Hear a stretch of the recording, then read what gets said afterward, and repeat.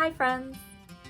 This week in first grade, we are going to be drawing things I love hearts. On my heart, I used words and pictures, but you can do whatever you like. I'll go into that a little bit more in just a minute. All right, so for today's lesson, you're definitely going to need a pair of scissors. Now, I have adult scissors because these are my scissors at home. If you don't have any kid-friendly scissors, you might want to do this with an adult. You're going to need a piece of paper. I have copy paper. If you want to take a paper out of your sketchbook or even out of a notebook, that's totally fine. And then something to color and draw with. I picked crayons. You don't have to pick that. You can pick colored pencils, markers, whatever you have. All right, so I need to take this paper and cut out a heart.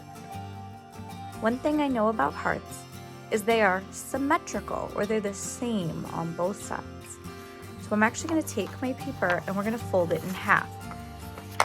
Now, if I fold my paper in half when it is hot dog, so tall and skinny, I'm going to get a tall and skinny heart. If I fold my paper in half when it's hamburger, I'm going to get a wider and shorter heart.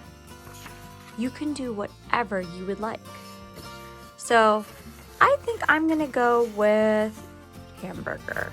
So let me fold that. Remember, I put my corners together and pinch on the end. Corners together, pinch on the end. All right, lay it flat. I like to put my finger all the way down that middle, give it a good squeeze. Go from the middle to my corners. Perfect. Now we have a pretty well folded piece of paper. It's okay if it's not perfect. With this crayon, I'm going to show you where I would draw and cut my line. Yours doesn't have to look just like this, but if you want it to look like a heart, there's some really important parts. First is that the top kind of dips into a point. So we're going to put that a little bit down our paper.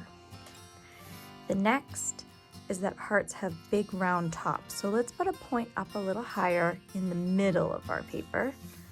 And last, we want our hearts to be nice and pointy. So I put a dot right down here. Now, from here up to that dot and then all the way back around, I'm going to draw a curved line. Let's see if I can do it.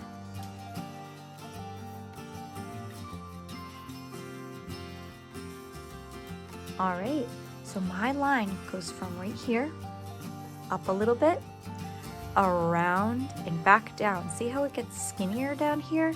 That's going to give us that nice pointy look. If that's a little tricky, you might need to ask a grown-up for help, but I have faith in you. I think you can do it. So now I'm going to take my scissors. One thing I didn't say that was so super important is we need to make sure that it only opens on the outside here. If you're looking at your heart now and you see that it's opening on this side where your drawing is, your heart will be in two pieces. If you cut it and that happens, no big deal. Tape them back together or glue them down on another big piece of paper. But if you haven't cut your paper yet and you're noticing you drew it backwards, so you did not draw it like mine, it is not closed over here, you can just flip over, try again, and that will be the back of your paper. But mine is ready to go. It opens on the outside and my drawing comes to the edges on the inside. So let me cut that out, cutting through both pieces of paper.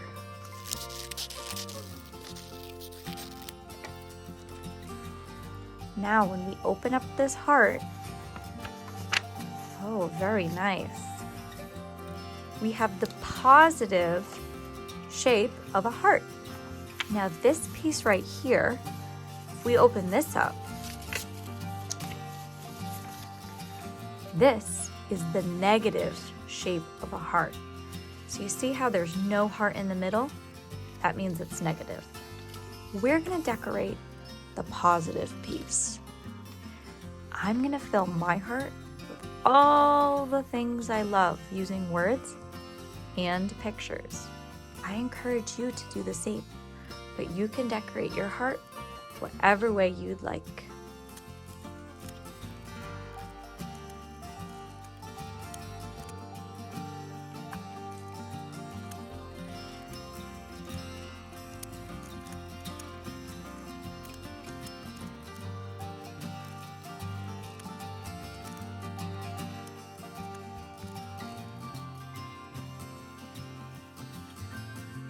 One of my favorite things about this assignment is that no one's heart is going to look the same. I drew pictures, but I also added words.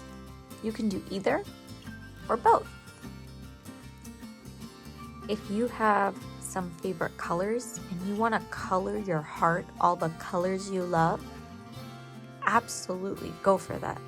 You don't have to draw little pictures. If you want to make this heart all about just one thing you love so much, go for it. My last direction for you, my friends, is to flip your paper over and write your name,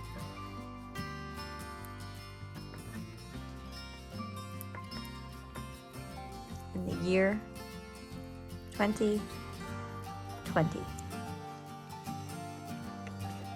That way, if you decide to hang on to this, you'll remember years from now exactly what year it was that you really love something.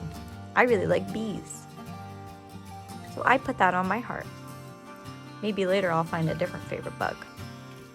All right, first graders, I hope you enjoyed drawing your things you love hearts. Don't forget your name and the year, because if you keep these, it's a good reminder of all the things you loved in 2020. All right, I'll see you next week. Bye.